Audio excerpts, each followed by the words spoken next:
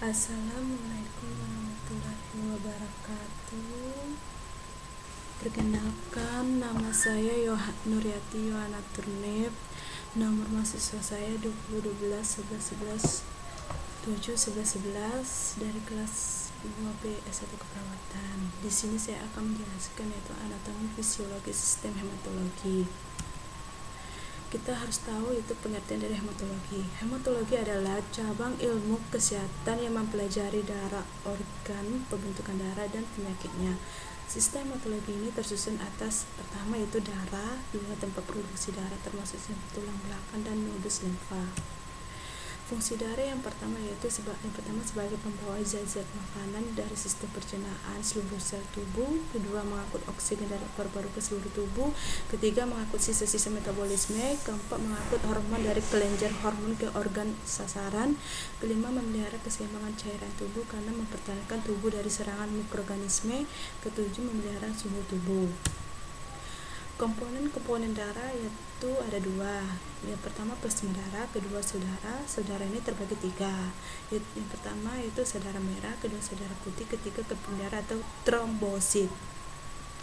Plasma darah ini juga bisa berfungsi pertama itu sebagai pelarut bahan-bahan kimia, kedua membawa mineral terlarut seperti glukosa, asam amino, ketiga menyebar panas dari orang yang lebih hangat ke orang yang lebih dingin, keempat menjaga keseimbangan antara cairan di dalam sel. Plasma darah ini juga mengandung protein seperti fibrinogen, glikogen, albumin, dan lipoprotein. Saudara merah atau disebut eritrosit. Anatomi saudara merah yaitu pertama bentuknya cakram biokav, kedua bersifat elatis, ketiga tidak memiliki inti, keempat diameter 8 mm, 5 umur eritrosit kurang lebih 120 hari. Fisiologi saudara merah yaitu mengangkut O2 dari paru-paru untuk diedarkan ke seluruh tubuh. Komponen saudara merah yang pertama itu membran eritrosit, kedua enzim G6PD, keempat ketiga hemoglobin, keempat harga normal hemoglobin itu pria harga hemoglobinnya yaitu 13-16%, wanita 12-14%, anak-anak sekitar umurnya 6-12 tahun atau 11,5 sampai 15,5 gram persen. Jumlah normal eritrosit pria itu 4,5 juta sampai 5,5 juta per mm2, wanita 4 juta sampai 5 juta per mm2. Enteropoiesis adalah proses pembuatan enterosit pada janin dan bayi. Proses ini berlangsung di limfa dan susun tulang, tetapi pada orang dewasa terbatas hanya pada susun tulang. Mekanisme enteropoiesis. Saudara berasal dari sel sistem hemopoietik pluripoten yang berada pada susun tulang akan membentuk bermacam-macam sel darah, tetapi membentuk saudara stem komet. Sel ini akan menghasilkan unit membentuk klonik eritrosit atau disebut CFU-E dan unit granulosit dan monosit. Metabolisme eritrosit. Umur eritrosit 120 hari. Eritrosit mati mengalami detrosit di limfa sampai hemoglobin sampai Hem tambah globin, Ahem sampai besi sampai profilin. Zat besi digunakan untuk membentuk eritrosit baru-baru. Profilin sampai bilirubin mewarnai urin, urbolin dan fase sitrobolin. Kelima, tempat pembuatan sel eritrosit adalah sumsum tulang dan pipa hempar. Saudara putih. Fungsinya saudara putih yaitu mempertahankan tubuh dari serangan mikroorganisme macam-macam leukosit. Yang pertama granuler. Granuler ini terbagi tiga. Yang A eosinofil, B basofil, C neutrofil. Yang kedua organoler, yang A-nya terbagi dua juga, itu limfosit, B-nya monosit. Leukosit bergranula neutrofil yaitu nama lain sel pluripotenular atau sel PNN.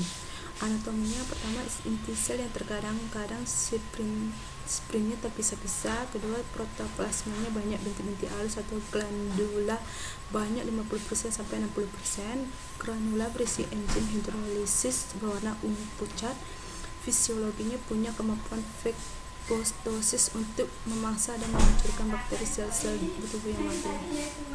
Eosinofil atau anatomi yang pertama, ukuran dan bentuk hampir sama dengan neutrofil, tetapi granula dan sitoplasma lebih besar. Kedua, berwarna merah terang jika diwarnai dengan eosin ketika banyak, kira-kira 24%. Fisiologinya yang pertama membunuh prosit, kedua membunuh sel-sel kanker, yaitu keguguran dalam reaksi alergi. Basofil anatominya yang pertama, sel ini kecil dari eosinofil, kedua mempunyai inti yang berbentuk teratur, ketiga di dalam protoplasma terdapat granula besar berwarna biru. Fisiologinya pertama berperan sebagai agen anti alergi, kedua menghasilkan histamin, ketiga mengandung heparin, suatu sinyal mencegah pembencuan darah dalam pembuluh darah.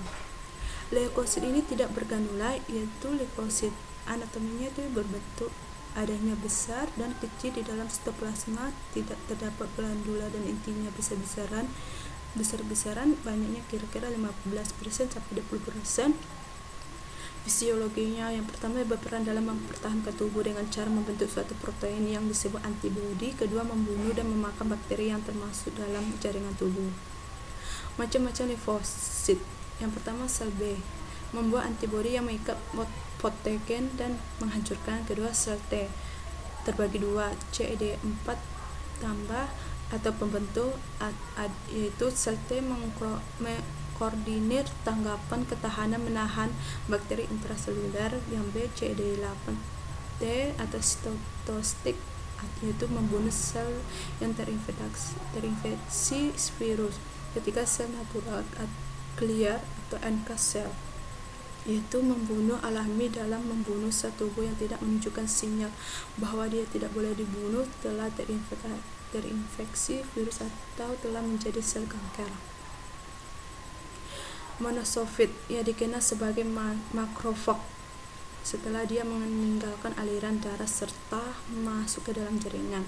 Anatominya ya pertama, berukuran paling besar di antara sel darah putih lainnya, kedua protoplasma lebar, warnanya biru abu-abu, mempunyai bintik-bintik sedikit kemerahan, ketiga inti selnya bulat dan panjang, warna lembayungnya muda. Fisiologinya sebagai fagosit.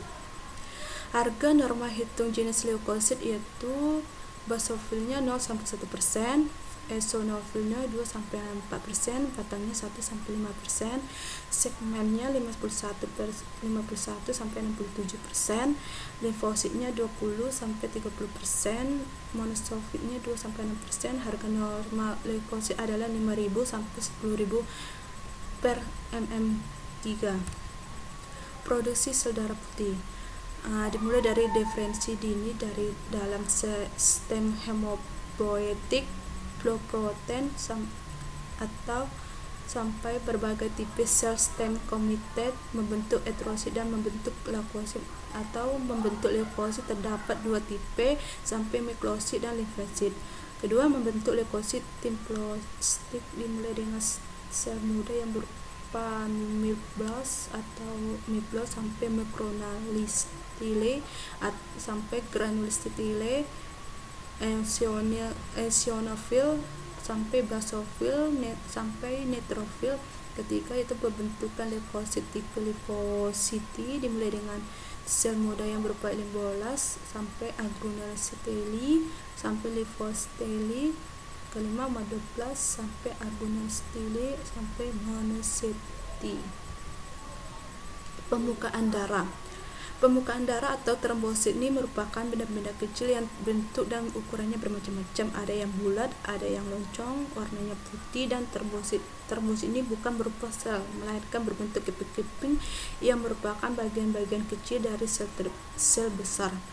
Trombosit ini dibuat di susun tulang, paru, dan limfa dengan ukuran kira-kira 2 mikron. Untuk peredaraan sekitar 10 hari. Jumlah pada orang dewasa antara 200 sampai 300 keping per mm3. Sekian dan terima kasih atas penjelasan saya. Kalau ada kurang dan dari perkataan saya minta maaf. Sekian dan terima kasih.